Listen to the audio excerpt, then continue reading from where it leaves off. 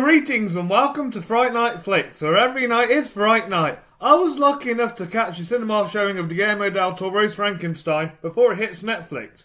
This was my second most anticipated horror film of 2025, and now that I've finally seen it, I can bring to you my full review of this latest creation from both Netflix and Del Toro. Here are my thoughts on Frankenstein. It's pronounced Frankenstein. I've seen a few adaptations of Frankenstein before, mostly the 1930s version by James Whale, Kenneth Branagh's take from the 90s, and of course, Young Frankenstein. I've never read the novel myself, but this interpretation feels like the most similar to the original plot, just reconstructed. You can see Del Toro's passion for the story and how he breathes new life into it in such a unique way. It opens with the sea captain's perspective, who serves as our audience surrogate, before shifting to Victor's story in the first half and then the creature's half in the second. Most adaptations attempt this, but this one makes the transitions feel more clearer and more engaging. For a 2.5 hour film, there wasn't a single moment where I felt bored. Some scenes lingered a little longer, but nothing felt unnecessary or out of place. It's a well-paced film and probably one of the easiest versions of the story to digest and follow. It's a bold strategy, Cotton. Let's see if it pays off for him. The film's biggest strength is its visual style. The production design is stunning, rich, detailed and full of life. The costumes and hair and makeup make the world feel alive and tactile, and the cinematography stands out as both experimental and purposeful. One of my biggest issues with Branagh's version was all the excessive spinning camera shots. It felt pretentious and distracting. Del Toro, on the other hand, tells the story visually without ever showing off. Every shot has intent. It was perfect. Perfect. Everything, down to the last minute details. The score by Alexandre Desplat is also fantastic. It reminds me of Danny Elfman, blending whimsical and gothic tones beautifully. Not many composers can balance the eerie and the emotional like that, but Desplat nails it. If you're good at something, never do it for free.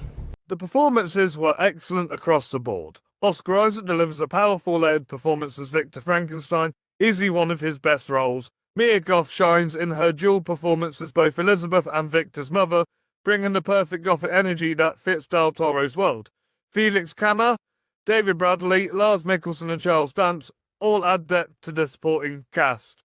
But the biggest surprise is Jacob Elordi as the creature, and that's a sentence I didn't expect to say.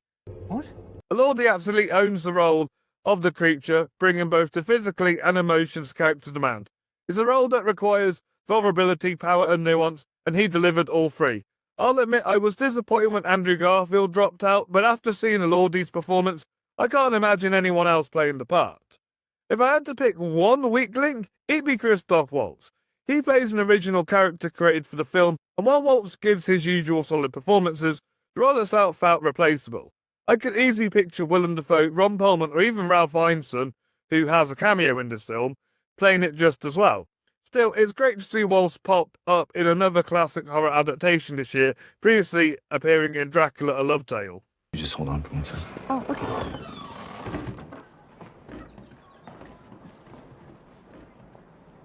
Sublime! Before I wrap up my thoughts on Frankenstein, remember to hit that like button, subscribe to Fright Night Flix and follow us on social media so you don't miss a single scare. Have you seen Frankenstein yet, or are you waiting for Netflix? Let me know in the comments down below, and check out all my past videos, including my review of Nightmare Alley, which I made last. Get on with it. Yes, get on with it. Overall, Frankenstein is everything I wanted and more. The storytelling, direction, cinematography, score, production design, costuming and performances all come together to make a stunning piece of visual storytelling. It highlights Del Toro's strengths as a master craftsman and might just be the defining Frankenstein adaptation. Magnificent! Magnificent! Magnificent! For me, Frankenstein gets a rating of a 10 out of 10 and a 5 out of 5 stars. I'm thrilled I got to see it on the big screen, and I'm eager to revisit it once it's available on Netflix. Make sure you check it out on November 7th. Well, give it a try. Thank you all for watching today's video. Join me next time when I rank all of Del Toro's films from worst to best. But until then, stay spooky.